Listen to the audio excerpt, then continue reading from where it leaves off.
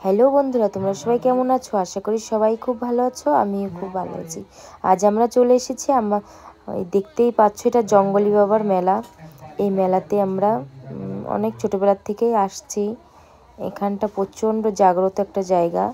এখানে আজ এসেছিলাম, আমার দিদির ছেলের মানসিক করা ছিল, সেই কারণে এখানে মানসিক দিতে আসা। দেখতেই পাচ্ছ এখানে কত লোকজন, অনেক লোকজন, প্রচুর অনেক দূর দূরান্ত থেকে লোকজন আসে এখানে পুজো করতে। প্রচণ্ড জাগ্রত জায়গা।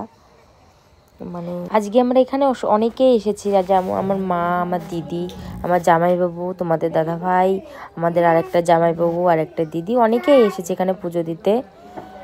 এখানে হচ্ছে অনেকে গোপাল পুজো করে, অনেকে আবার ভোলেনাথের পুজো করে।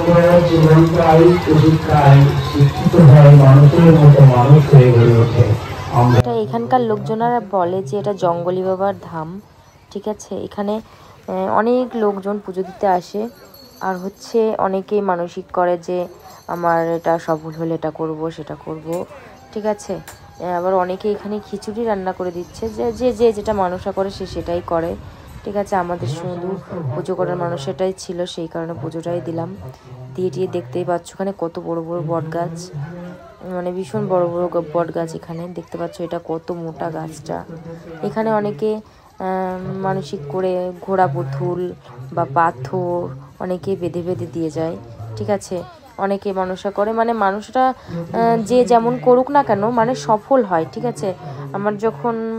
আমার একটা মেয়ে, একটা ছেলে, ঠিক আছে। আমার যখন মেয়েটা হওয়ার পরে আমার মা মানসিক করেছিল যেন আমার একটা পুত্র সন্তান হয়, তারপরে এইখানে মানসিকটা দিয়ে যাব। আমার সেটা পূরণ হয়েছে। তারপর হচ্ছে আমার দিদির ছেলেরও এখানে মানসা করা ছিল, সেই মানসিকটাই আজকে পূরণ করতে আসে। মহাখলা নিবাসী অসিত বিশ্বাস জঙ্গলের ধামে এসে কমিটির হাতে 110টি টাকা তুলে দিলেন, তিনি যেন সুস্থ থাকেন। জঙ্গলি বাবার নামে 20 টাকা দান করেছি, ওনার মনস্কামনা যেন পূর্ণ হয়। আরসি সরকার বাড়ি কোথায়? কুকুরগাছি থেকে আরসি সরকার, তিনি জঙ্গলি বাবার নামে 102 টাকা দান করেছে, ওনার মনের যে আশা সেটা যেন পূরণ করে।